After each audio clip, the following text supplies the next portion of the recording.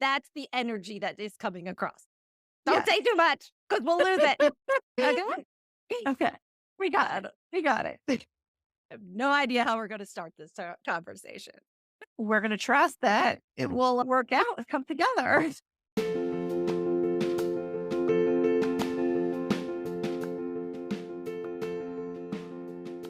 Welcome to the Wellness Empowerment Project.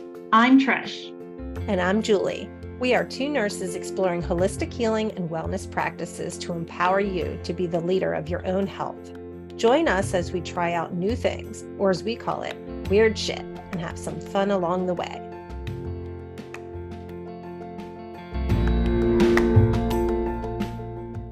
Welcome to the Wellness Empowerment Project. We are going to talk about trust today. What does that feel like with yourself and in your own body? For me, this was a foreign concept because originally, when everyone said to trust in yourself, I interpreted it as or took it as that I would trust that I could complete this task. I trusted that I could take this action.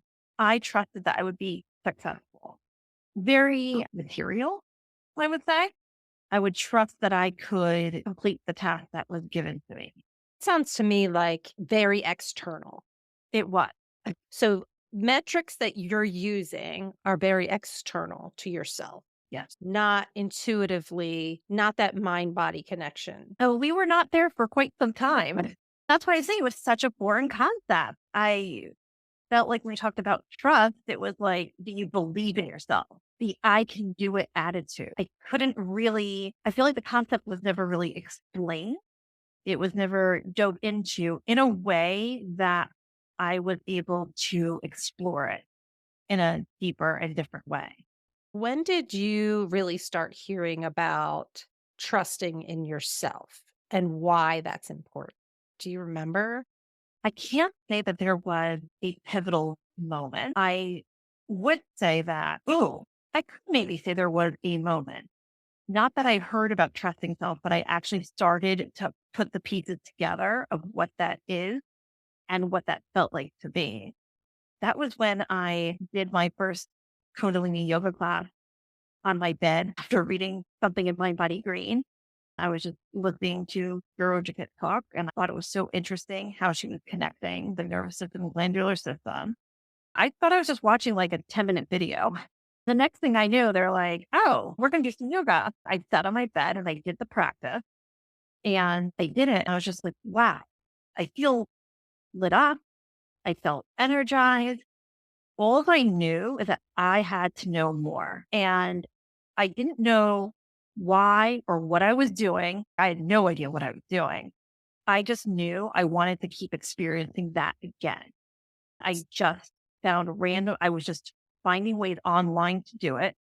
And then in 3 months, I was like, I need to go to do teacher training. And mind you, this is before doing an in-person class. This is before meeting another like live human being other than online doing it.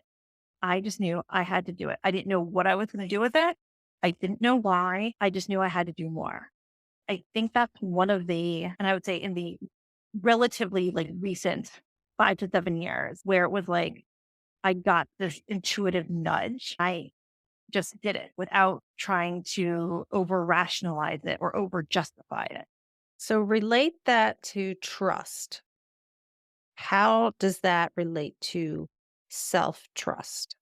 I saw that as the first time I was trusting myself because I took an action that wasn't justifiable, for lack of a better word.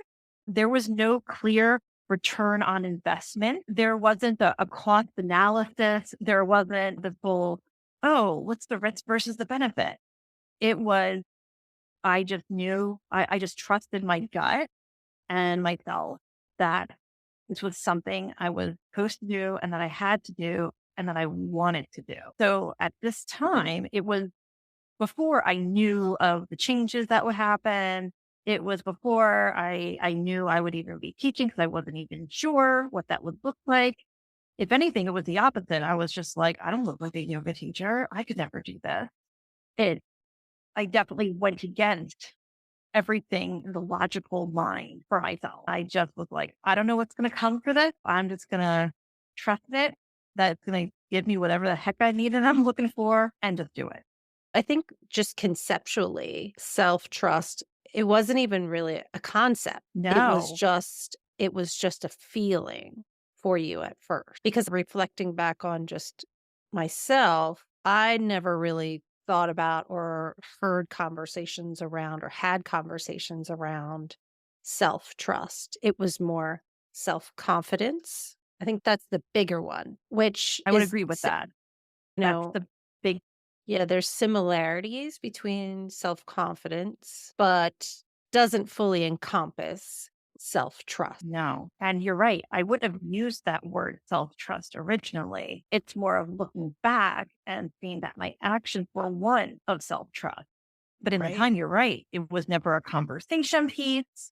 It wasn't something that we looked at or talked about. What we did here is we learned a lot about trust and safety in the workplace, which you gather, you talk about trust and safety in relationships. I feel like that was something that was always a little more clear.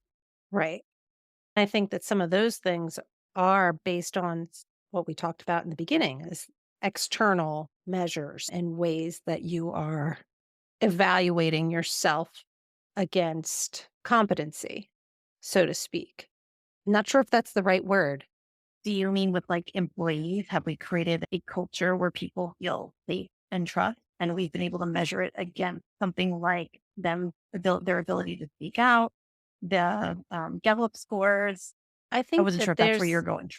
Is that where you're going with that or no? no, Okay. but I do think that especially as an adult, that competency in the workplace is a big part of your identity. When you are not living up to the competency or others who are not competent in your mind, then there's elements of mistrust in the workplace that can develop out of that. So, how you perceive yourself and how well you are being successful and how competent you may feel in the workplace could have a big impact. But that's just one aspect. That's just one aspect of you as a human, right? We talk about trust in relationship, whether it's a work relationship with a unit, with a friend. How do we develop trust? I think developing trust really starts in the small actions that you have with other people. Are they reliable, dependable? Do their actions meet what their words are? Showing up on time? Those small things, everyday interactions, give you a lot of information as to whether you can depend on that other person in different ways. Over time, you ever just think about any sort of relationship, right? That they are showing up consistently and that they're reliable. You're right. Their actions and their words there's a coherence between the two. They've shown actions that show that they respect you and your thought, your belief, the conversation. At the crux of that, there needs to be this enjoyment of being with each other. It's that I want to be like, what are we getting out of it? On some level, we're building trust in our relationship. We're gaining someone's trust. We're giving someone our trust. I'd like to explore that a little more because I'm just trying to think of people that I've worked with in various capacities that perhaps I wasn't friends with, but I knew I could depend on them and I trusted them with certain things. Mhm. So I guess the word enjoyment is where I'm like a little caught.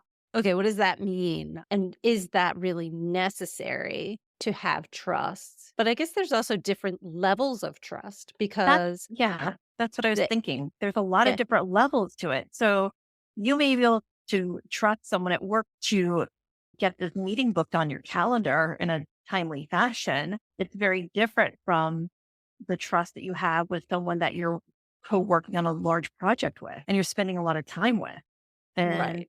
you're creating something together. And then even one step further, if something happens in your personal life, is this somebody that you would trust to share some of those details with? because somebody that you may trust in the workplace to do the job and back you up and all of those things may not want to share more intimate details of your life. So, Yeah. different aspects of trust. How do you see that within yourself? First thing I thought of is when we're talking about the levels of trust and the enjoyment, really was, do you enjoy being alone with yourself? Because it made me think, if you're building trust in a relationship, the more time you're spending with that person, the deeper of a relationship that's developing, it's more and more important to have that trust, but also have that, I say, enjoyment. But it makes me realize how much that when there was alone time, it was being filled with busyness. There really was no connection. There was, what are we going to actively do? Watch a movie, play a game, read a book, all which is a great thing. Go run errands, go do this, listen to this. How much of the day is really, because I know historically it was this busyness, which I now look back on and I think was a symptom of not wanting to develop that trust or that relationship, that connection with stuff. How I'm gonna can you? You can never spend time with it. Right. But I'm going to challenge you to think that most people, and now there's no study that says this, but I would say that most people probably do not think about the relationship that they have with themselves and that they need to invest in that relationship. That there actually is a relationship that you need to spend time on, commit to, and show up for. Oh, I agree 100%. Because I think a lot of us are just thinking we're this physical being and we know how we act, we know how we behave, we may even know our personality, but we don't realize that there's something that can be deeper, that some of those things you can actually like change and shift, and that there are parts of yourself that you're not even aware of because it hasn't even been explored. Right now, the big buzzword is all about self care. That is an external thing to do. It's an action. It's something we should all be doing to care for ourselves, but it leaves out the element of the relationship of why you are doing those things. Yeah. It's not just getting the pedicure. It's not just taking the bubble bath, which are all great things. Yes, I But do it's enjoy my pedicures. yes, yes. No, I'm scheduled to get one before I go away in a week. But I would not necessarily like, so before, I would say I would definitely consider like that was checking the box and doing self-care, right? I'll get the pedicure and I won't read a nursing journal. But let's take it one step further. You are going for the pedicure because this is a way that you are physically caring for your body and that your body deserves that care. Your body, yourself, deserves somebody to show up or for you to show up for yourself and provide that little bit of enjoyment, that care for your skin, that reflexology, all of the different pieces that go with a pedicure versus where a long time I would not do that. And I don't know if I necessarily had a conscious thought of I don't deserve that or if it was more of I don't really care. Or who But, has time for this? like, have time for this, whatever it may be, but I think that's the piece that links the self-care with showing up for yourself. And I want to tie in one other piece. It's, what are you doing while you're getting the pedicure? Are you scrolling on your phone? Are you answering email? Or are you maybe just enjoying it? Shocking. Just it, just enjoying it. Or are you doing something else that is bringing you into a connecting space with yourself? Are you able to go and have it done alone? I think also I don't know why this popped in my brain, our conversation that we had with Ashley about ritual and how that can be just a very small thing of you may scroll through your phone while you're getting your pedicure, but have you taken a moment to recognize what are you doing for yourself and being in gratitude for that you're taking this time for yourself? It can be that easy. Yeah, it's the intent. And have we really put a conscious connection to it? When we talk with Stefan, he threw in mindfulness was him making the coffee in the morning and having that be that's quiet.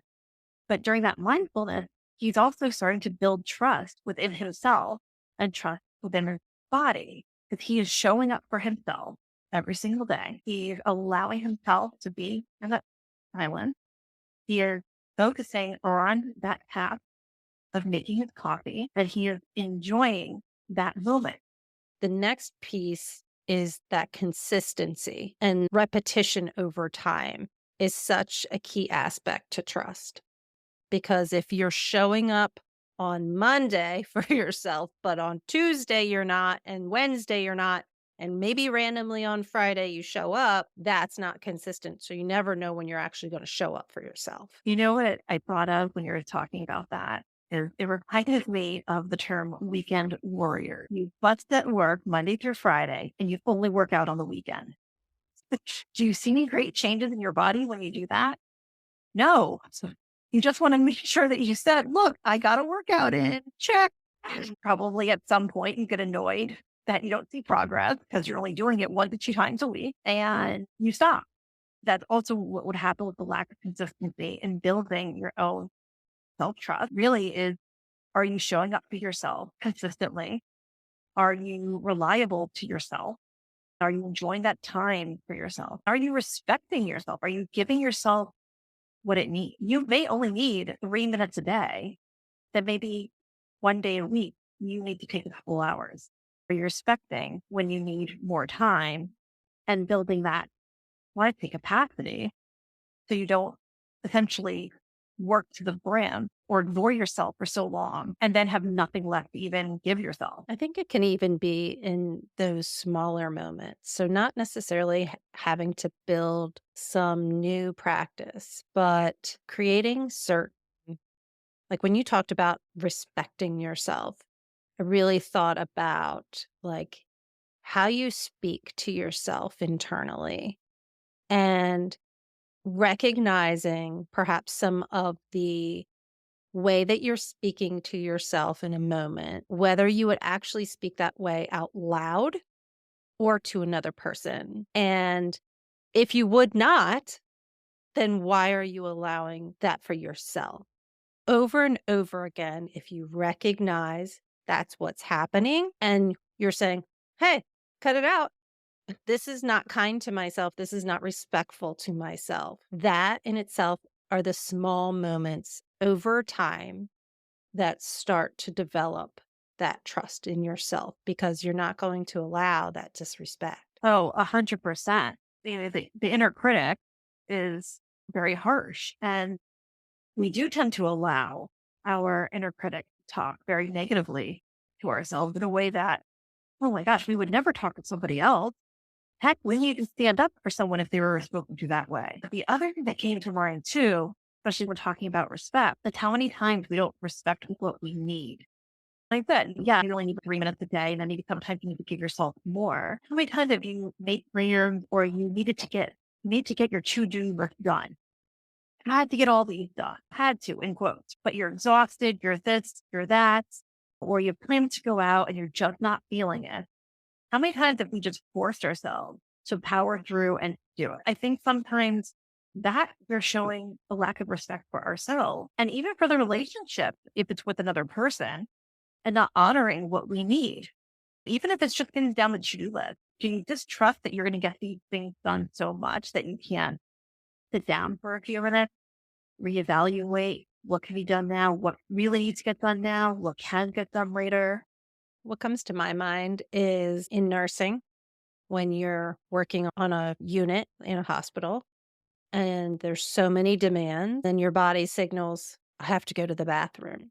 And you ignore it or you say, not right now, then you are still putting other people's needs ahead of your own. And then your body comes back and says, hey, we got to go. And again, you say, hey, I got stuff to do. Again, you're putting other people's needs above a very basic need that your physical body needs. Yeah. It's a biological need.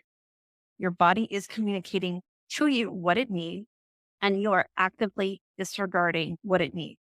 When you do that on a consistent basis, you're creating an internal environment, an internal relationship with yourself that doesn't feel safe, that doesn't feel like you can trust what it's telling you because you've been ignoring it for so long. And then you're relying on other people to tell you what you need and when you need it. Over Yeah. time, when that happens over and over, then you become a victim. Yeah. No, I think that's such a huge piece, what you just said. I think so many of us are unconsciously waiting for the outside world to give us direction, to tell us what to do. And we may not realize the why underneath of it or what's happened underneath of it. But if you're not able to trust yourself internally, you're going to naturally look outside for direction. Right. It's And not just in nursing, no, I think it's everywhere. it's everywhere. If you're only looking to the outside for direction, you may not be reading the right sign of what's trust and what's not. You've never built up the capacity with yourself.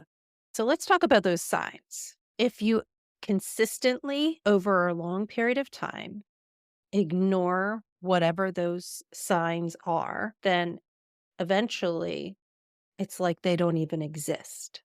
Because you're So, so used to it. You just, yeah, you've become your internal norm. You've reset your, almost like you reset a point in your body. yes. Let's talk about some ways that we can start to tune in to some internal signals to yourself and how to start to develop. Where does somebody start to start tuning into signals that perhaps they've been ignoring for a long time or suppressing for a long time? May not even know what those signals are. Oh, sure. Because if you've numbed yourself out, and we numb ourselves out by the scrolling on social media, by the constant noise, the busyness, there's alcohol, obviously. There's lots of ways that we numb ourselves out. But how do we start to even cultivate that self relationship and that trust in ourselves? I think first, it's almost similar in the medical field when we talk about doing least invasive and go to most invasive. I think of it in a very similar way that we start with the proprioception, our relations like the outside world, and then move ourselves more introception, how our body internally is feeling.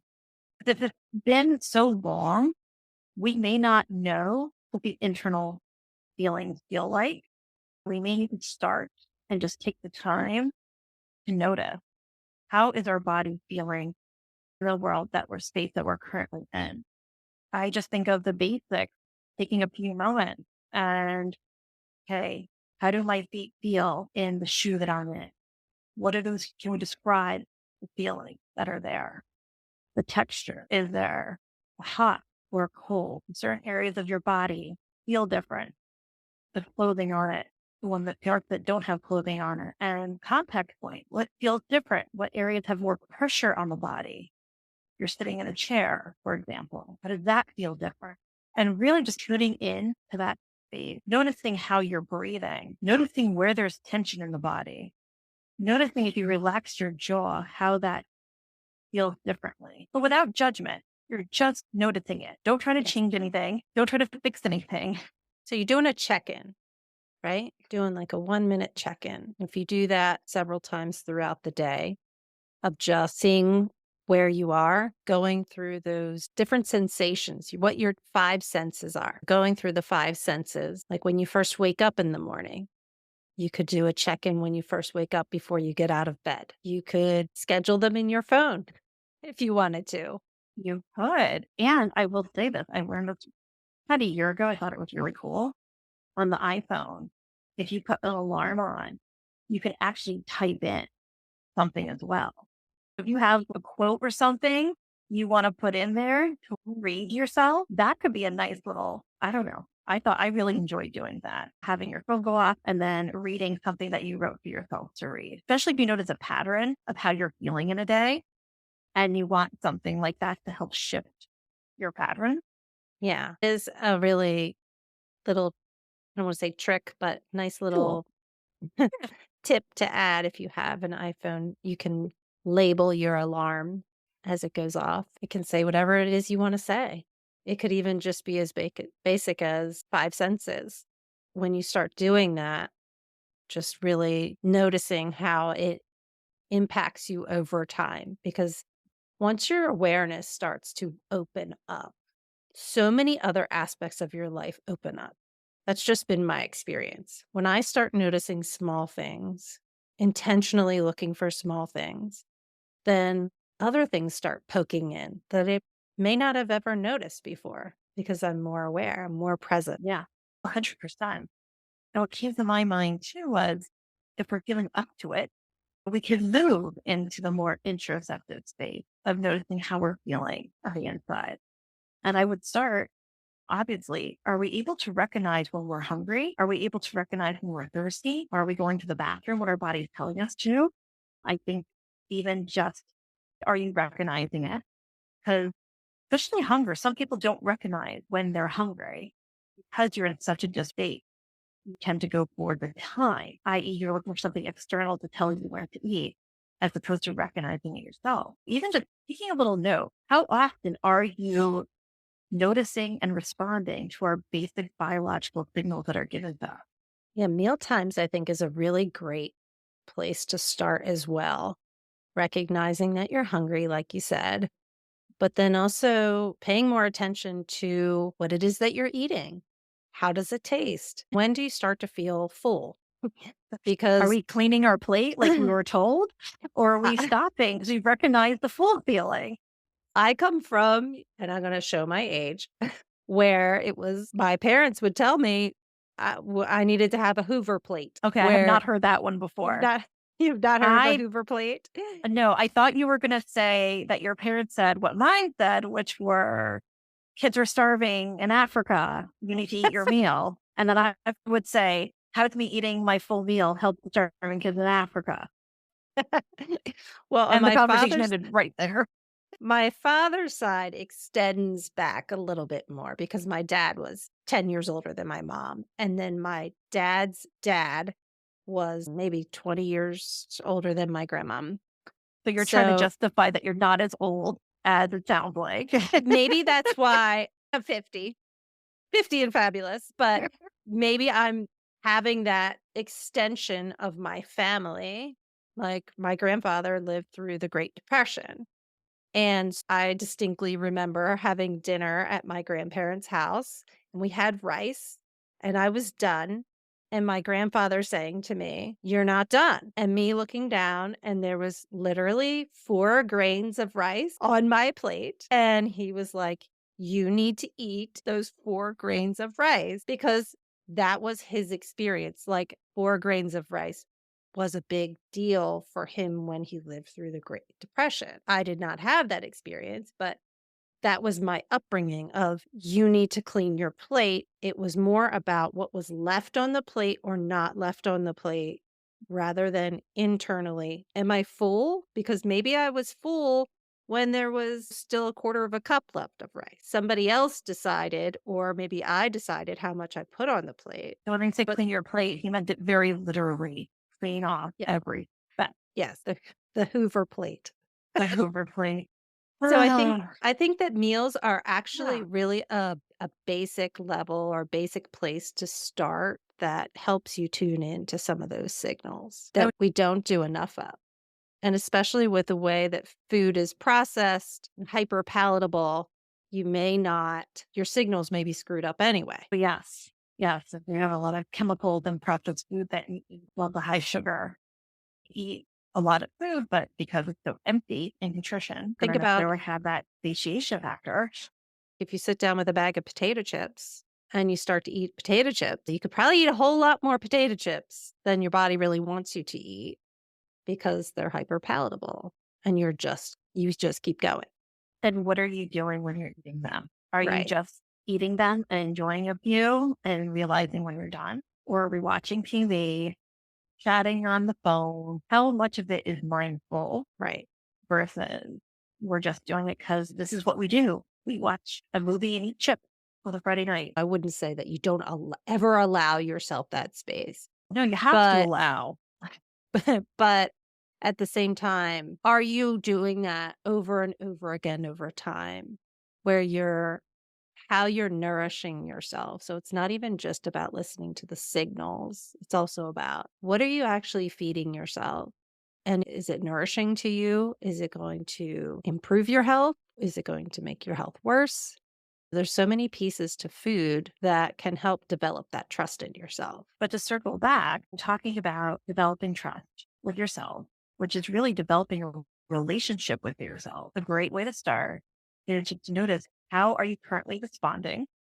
The signal that your body is currently giving you. Are we taking a few moments a day just to notice how you are feeling? Taking note of all the symptoms. Yes. I think also that that respect of yourself, investing the respect aspect into that relationship with yourself. So when you, Consistency, it's respect, it's dependability, but it's all in a lot of small ways that we forget about when we get into the hubbub of our daily life.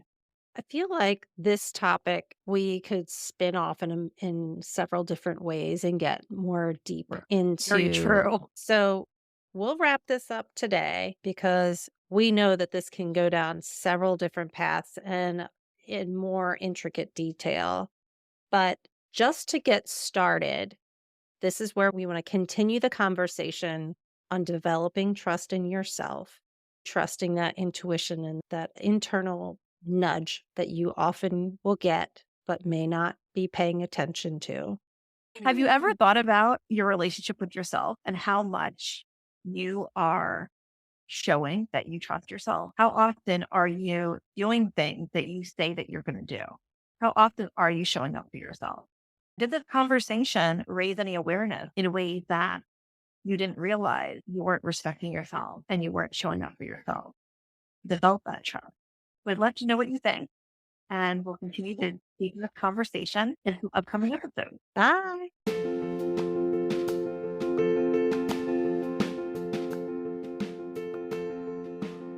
Thanks for joining. If you enjoyed this episode, please follow, subscribe, and share with a friend. Want to learn more about a specific topic? Drop us a line on our website and we can explore it deeper with you.